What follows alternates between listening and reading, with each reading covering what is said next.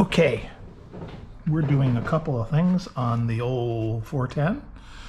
One thing I'm doing is I'm taking a little of these, it's a Prismacolor silver pencil, and basically a glorified colored pencil. Very inexpensive though. And what I'm doing is going in here and I am basically making paint chips in places I think it might happen. Sometimes it's just to make things more interesting. I hope you can see these little bits of chip paint in places around little access panels and opening things. And it's very easy to do. So let me make sure that this is visible. Yeah. So for example, I want to put some chips around this little, is it a fuel door? I'm not sure what it is. I can just take this little marker or this little pencil and just really carefully put little things like that to me would suggest people are in there prying it off with little fittings, trying to remove it, blah, blah, blah. I can also take things like panel lines that I think might have some chips on them. Certainly I can do things like leading edges, because you can basically draw these on, and the leading edges are usually, you know, you do get a lot of work on leading edge. There's a lot of things that happen, and so it wouldn't be unusual for leading edges to have little chips of paint on them, and this allows a lot of control. And you know, every once in a while bring one back a little bit. You can also do things like where there'd be crew marching around here. You can put some little places where boots and buckles would hit and various things. Here's another panel or another one of those little openings. But you can also kind of randomly tap this thing, and if you do it enough, you can end up making little tiny specks. And it just is like, you know, somebody's footprints. These airplanes probably were shot down before they get really grubby, but it makes it more interesting. Here's the edge of another panel line, so I'm going to put a little bit here. A lot of this is sort of artistic license. And the best thing to do is look at a picture of a real airplane and see where it chips. But certainly leading edges are commonplace to have things chip, and things like places where feet are pushed and tools might drop and various things. That's why around these little inspection panels and or fuel or oil pieces or openings, little doors, maybe that's where you'd see something. I did see some close-ups of the real airplane, and this part here was chipped along this little strip here. So that's the game you can play. And you put as little on as you want or as much on as you want. It's personal preference, or unless you have an actual picture, of course, of the real airplane, the one you're modeling. This side, maybe you can see I've done a fair amount, but I'm going to stop and then kind of sit on it for a while and wait and see what I think. I even chipped a couple places around where the seams would be for the canopy that would open and close. Did a little bit on the fuselage and on the nose, a little bit here, but less is more because you don't want it to look like it's a complete wreck. At the same time, it adds interest and it's fun to do. If you, let's say, put something on here that you don't like, let's say that this part here is too much, you can take an eraser and basically at least lessen it. See? And then you think, oh, I want to put that back or a little bit more. I want to bring it down here. Okay, so you can. There's a little bit of, you know, it's pretty nice. It allows you to sort of play around with it. Anyway, so that is one thing that I'm working on, and that's just a matter of drawing this all over the airplane. So I won't bore you with that. The other thing I started to do though was play with the spinners. Okay, now this is interesting because, let me make sure this is, can you see this thing? Yeah. This is nothing I made up. This is an actual tool that someone else, other people have figured out how to do this. Remember, you're trying to make these spinners come out and make these little pedal designs come together. They start out, of course, looking like this. And then you cut very carefully. You form the circle around so that the base is connected. And then you carefully start to bend these so that they're going to come together, and you're forming a curve. You know, it's a compound curve. It's going in like this to the tip. It's also curving around the outside, so it's very difficult to do. Now, how do you get those pedals to work? My pedals stink. They're very difficult.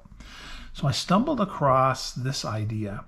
This is just packing paper, and it's about, in my case, it depends how thick the packing paper is. Mine's pretty thin. This has got to be 20 feet, about.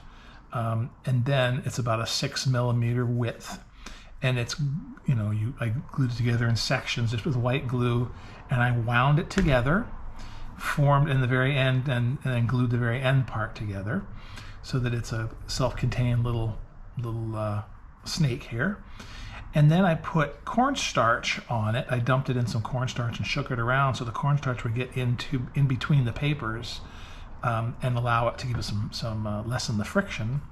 And so what this does is this moves around like so. And the plan is you take a spinner that you haven't put together yet, and you basically, you kind of form it, but then you maybe put this in a little bit to get it started, and then you push this in like so, and you twist slowly, and you press this in so that you end up, as you do this, as you turn the spinner and you press these pieces together, you look back and you'll see that your little pedals are pretty dang tight and beautiful. Then you come back from the backside with a brush, hit it with a little bit of glue, and I let it dry for a few seconds, kind of hold it in place. Again, you're twisting and pushing down, or some people take these and they go like this, and they put them like this, and they move this all the way down over the form, like so, okay? And then before it dries, you kind of pop this out and you bring it out, and everything is grand. Works like a charm. However, you can see this is really dorky. These are not supposed to be that round.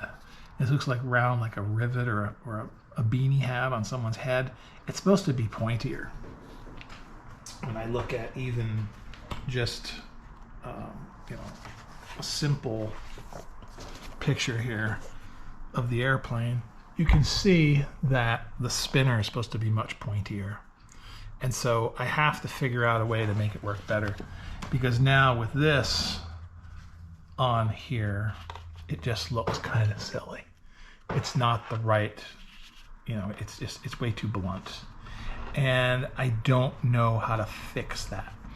One way, possibly, my son told me this. He said, why not cut these down further? So bring them down like about to here, and then put it in, because that would make it so that maybe it would start to bend in its curve further down the base of the spinner, and maybe you'd get a nicer curve. I tried that. It really didn't seem to help. I talked to some other people, and they said it's probably the issue of the actual piece. That if the pedal design is made correctly, you should be able to use a tool like this, and it should automatically form into the correct profile. So, point being that this actually works, and it's a great way to make pedal designs come together. I'm going to use it in the future. I still, if this had been the right shape, because of the rest of the model is so, you know, it is so clean looking, and I've done a lot of puttying and all this, it barely looks like it's made of paper. I would still want to get rid of these pedals, so I would coat the inside with super glue, and maybe even the outside, probably just the inside, and then I start sanding and priming and sanding and priming and getting this to be smooth, and then it would look like a plastic spinner. It would look great. So that's my update for now. Simple, quick update, but it's enough to show you that I have been working on it, even though I haven't posted much. Really, the next thing is going to be to fix these. Then I got to start working on cutting out the landing gear bays. So cutting out these pieces and making it as clean as possible using a sharp knife, I suppose, and then start making my oleo struts. And then I got to put some tail struts, or some tail, a tail wheel that goes back here as well. So I also need to, my windows turned out pretty well. This has to be a clear piece of window. I've got to put that in. I've got to put something clear in the spider mouth here. That has to be cleared. And then I have a couple of places back here on the rear of the airplane right here that need to be covered up. Probably just going to use some of this window maker stuff, which should work enough for that. So lots of stuff to do, but once you start putting the wheels on and things, it's going to really come together. There's also an antenna that goes here. It's actually slanted that way, I believe. But I'm going to work on putting some chips on here, and like I said, work on these. What I'm going to end up doing with these likely is just make them out of balsa, turn them, put them on a drill or a Dremel tool, sand them, get them to the right shape, and then you know, wood is paper, so I'm not cheating that much. I think that's the only way I'm going to make it to turn out the way I want it to go. So looks pretty sweet. Really coming along nice.